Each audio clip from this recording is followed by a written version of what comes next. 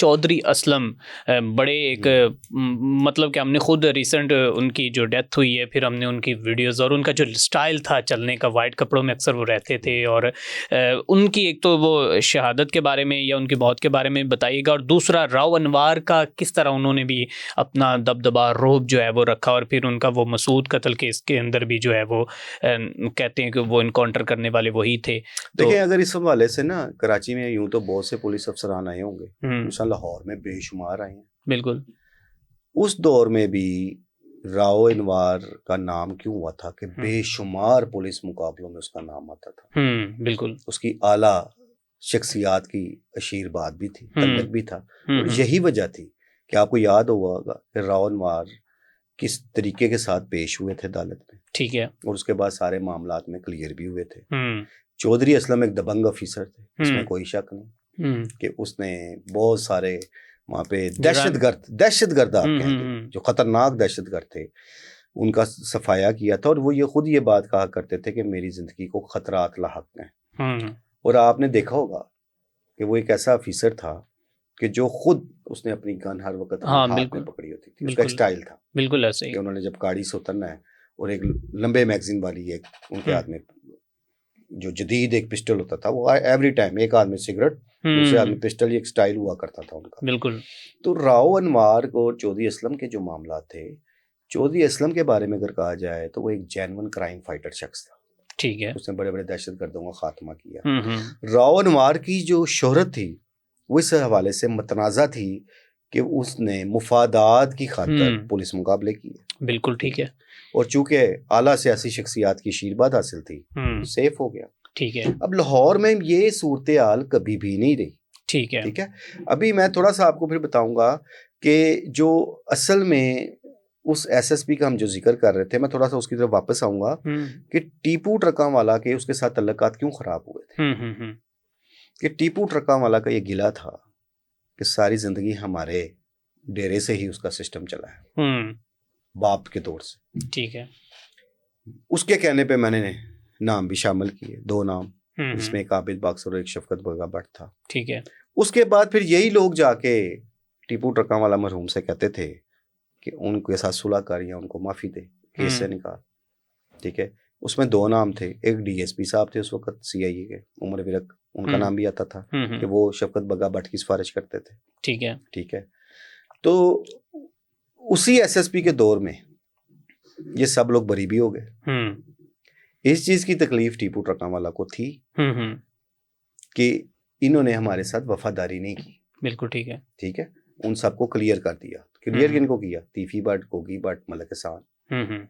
उस एसएसपी के दौर में क्लियर हुए थे इस मुकदमे से। ठीक है। तो एक चीज जो इसमें बड़ी मतनाजा सी है, वो पुलिस अफसरान का किरदार बिल्ला ट्रकांवाला के दौर से चलता आ रहा है। बिल्कुल ठीक है। ठीक है। लेकिन एक चीज मैं आपको कहूँ, खा कोई सियासी शख्सियत है, खा कोई पुलिस अफसर है, ये एक हद तक आप लोगों का साथ देते हैं। बिल्कुल ठीक है। अगर कोई पुलिस ऑफिसर है ना, तो आफ्टर ऑल उसने अपने महकमे की पॉलिसी को फिर देखना है। बिल्कुल ठीक है। डिसिप्लिन को भी देखना है। बिल्कुल ऐसे। कोई सोच सकता था कि तीफी भट्ट का साथ ये होगा?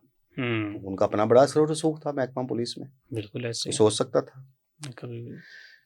जितने किरदार थे, जितने भी हमने नाम लिए इस दुश्मनी में, मुबैना पुलिस मुकाबले में पार हुए तो पुलिस के हाथों ही हुए थे ना, पुलिस इस्तेमाल हुई उसमें। ठीक है। अच्छा पाइस साहब, आपने अपनी बीइंग अ जर्नलिस्ट जो है, क्राइम बीट आप कवर करते आ रहे हैं, और तकरीबन 20 साल से अबव आपको ईयर्स हो गए इसको क्राइम बीट को कवर करते हुए। तो आपकी ज़िंदगी में ऐसा कौन सा ख़तरनाक जो आपने केस या कोई गैंगस्टर देखा हो कि जिसने एक दफ़ा पुलिस को तिगनी का नाच नचाया हो? इनके इन 2 किरदारों के अलावा कोई और किरदार है इसमें? तो अगर आप देखें तो मैंने भी सबसे पहले अपने बचपन में मुल्ला मुजफ्फर को देखा था। मुल्ला मुजफ्फर क्या है, कौन था? मुल्ला मुजफ्फर एक बहुत बड़ा नाम हुआ बदमाशी में, पूरी एक दास्तान थी। कोई थोड़ी सी हमें भी सुनाए ना। स्कूल लाइफ में था तो मैंने फर्स्ट टाइम उसे थाना नुलखा की हवालात में देखा था। अच्छा। और उसमें बड़ा दिलचस्प वाक़या आपको सुनाता हूँ कि जब मेरे एक अजीज थे, वो उस वक्त SHO तैनात थे थाना नुलखा में, तो बिल्कुल मैं स्कूल लाइफ का था। तो जब मैंने फर्स्ट टाइम मैं थाना नुलखा के अंदर गया, पुरानी सी बिल्डिंग होती थी, तो हवालात के बाहर ना जूतियों का रश था।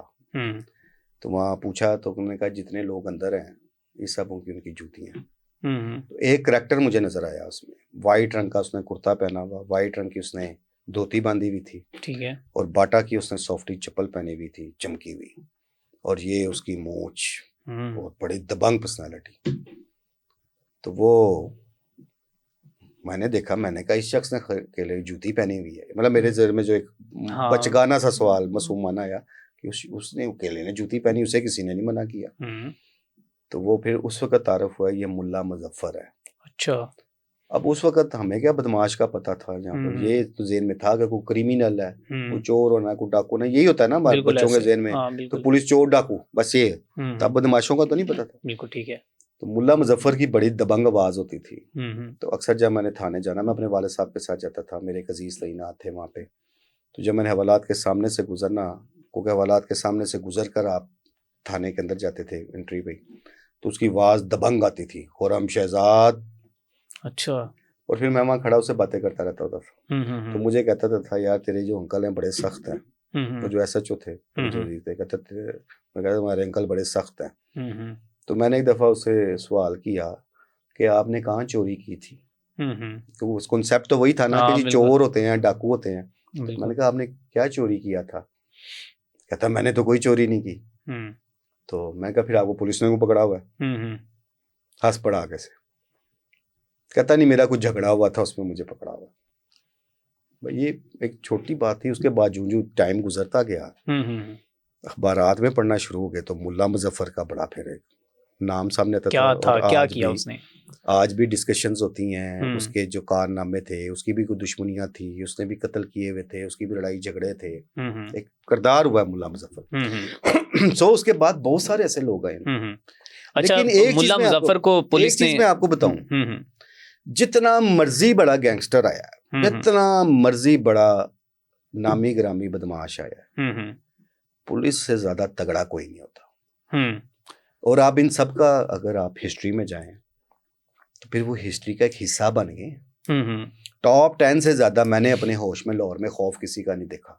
होंगे उससे पहले भी बहुत टॉप 10 वो अगर आप जो टॉप 10 के जो लोग थे, जब ये ईद मिलादुन नबी के मौका पर जो फायरिंग हुई थी, आज तक ईद मिलादुन नबी के मौका पर ये जो बिलालगंज के करीब मुजावरों के खिलाफ फायरिंग हुई थी, इसमें ताहिर प्रिंस पर हमला हुआ था। बिल्कुल, ताहिर प्रिंस, और तो बाद में आबिद बॉक्सर को, उस वक्त आबिद बॉक्सर भी एक बड़ा नाम था ताहिर प्रिंस के। ठीक है, अब वो अलग मामला था। बिल्कुल, जब वो ताहिर प्रिंस को मुबीना पुलिस मुकाबले मारा गया, वो एक अलग चीज थी। लेकिन ताहिर प्रिंस का भी उस इलाके में मुजावरों के साथ उसका झगड़ा था, और ये सारा टॉप 10 आया वहाँ फायरिंग की, 13 लोग उसमें मारे गए थे। लाहौर की तारीख का बड़ा अफसोसनाक वाकया हुआ था, क्योंकि जो लोग मारे गए वो सारे, वो मासूम बच्चे भी थे, कोई बुजुर्ग भी थे, कोई जवान भी थे, सारे ईद मिलादुन नबी के मौके पर। आपको पता है सारी वो सजावट हुई होती है, लोग निकले होते हैं देखने के लिए, तो वो सारे बेगुनाह अफराद मारे गए थे।